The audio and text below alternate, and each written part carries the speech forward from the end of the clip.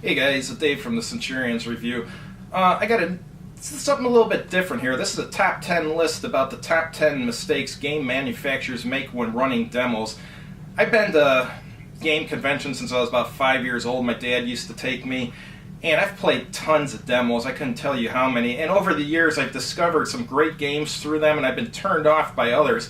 And guess what? Some of the ones I was turned off by later on, I found out were actually a decent game, but the demo was run so poorly that it just gave me a negative opinion of it. So, anyhow, the point of this video here is not to call out any manufacturers or make anyone feel bad. The point of this is just to tell manufacturers what the top 10 common mistakes are when making demos so they can avoid making them, because I want to see you guys sell your product. I want to see you guys make money. So anyhow, to start it off, number 10, giving a high pressure sales pitch after running the demo. The point of running demos is indeed to make money, but something you got to think about. That college student you just ran a demo for, well, guess what?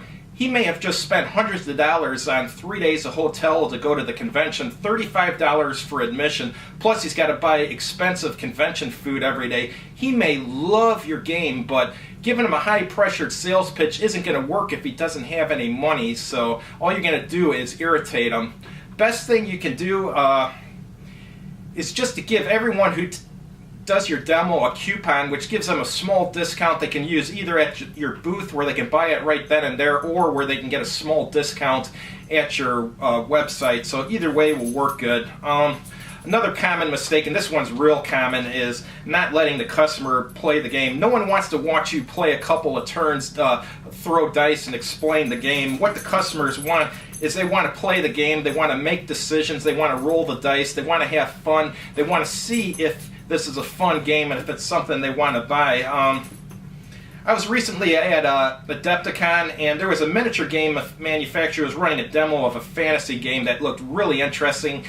And I went over there and I asked him if I could play the demo, and the guy said sure. So he set up some figures, and it was a miniature game, and started playing the game by himself, running both sides, throwing all the dice, and trying to explain the game as he's going along. I was just bored out of my mind. Who knows, maybe it was the greatest miniature game in the world, but his demo just bored me to death, and I was glad when it was over, and needless to say, I didn't buy the game, but maybe if he would have let me play, I would have got into it, and who knows, maybe I would have bought the game. This isn't that common, but it's happened often enough that I'm going to include it, and this is one you guys should really pay attention to. You have to have people run your demos who know the rules. This isn't a joke.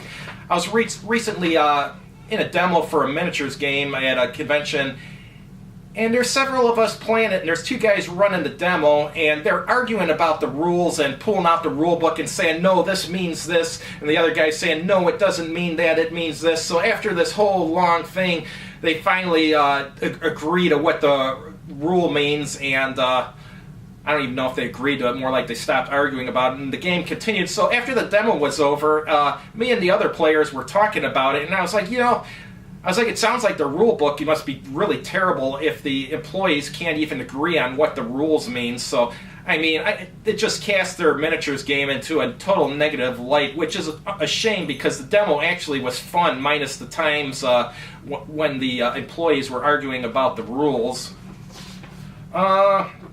Here's another one. We're all gamers and we like to win, but do not be overly competitive when you're running your demo. Set up and play your demo in such a way that it's very likely that the customer is going to win. Now let me explain why. Gamers really like games that they excel at. They don't like games that they suck at. So if you set up the game where they're going to lose, they're probably not going to like the game, and it's probably very unlikely they're going to buy it, especially if they lost big time. So let me tell you a little story. I used to run demos at FLGS years ago, and I always made sure that the customers won and had a good time, and the sales that came directly from the demos weren't bad, so I mean, letting the customers win seemed to be a winning strategy. So let me tell you another story. I was at a convention. There was an interesting card game I was playing, and I'm going to be kind of vague about it because I don't want you to know what game it was, because like I said, I'm not here to call out manufacturers or make anyone feel bad, but I was playing this game, and it was a card game, and I was building the things I was supposed to build. I was upgrading the things I was supposed to build. I thought I was whipping the other guy's ass. I thought I was winning big time.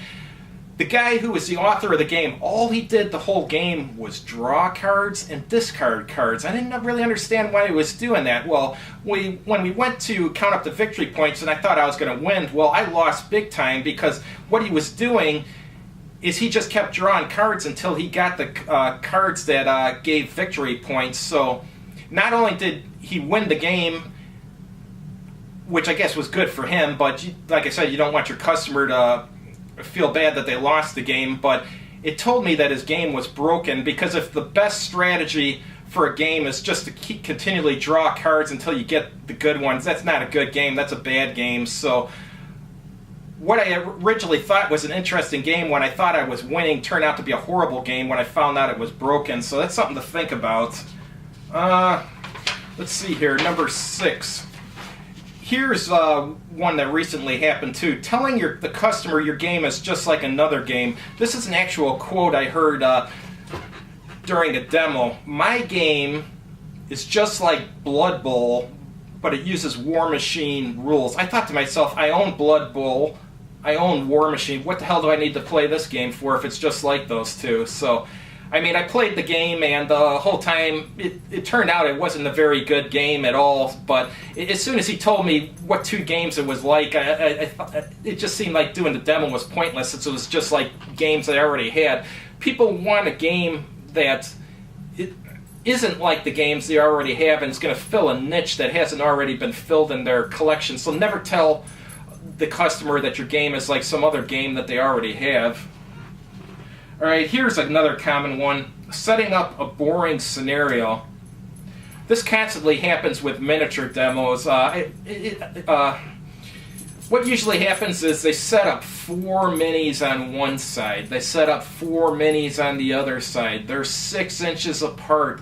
The first turn, both sides shoot. The second turn, they move into contact and they fight in melee. And whoever rolls the best wins. Wow, that was exciting.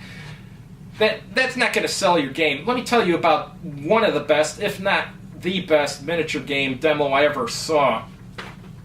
It was a post-apocalyptic miniature game, and they had like I think it was a fenced-in area with guard towers, and the guard towers had snipers in them, and they had some buildings inside with a supply shed, and a few other defenders in there, and then they had the attacking force, and the attacking force, there were some buildings they could use for cover, and they had 2 pigs with remote control explosives, and the first thing they needed to do was get the pig near the fence and blow it up so the other troops could get in there. So you had to use covering fire to keep the snipers from killing your pigs. You got your pigs next to the fence. I think the first pig got killed, but the second pig blew up the fence, and then my troops were able to go in, and I was able to get to the supply shed.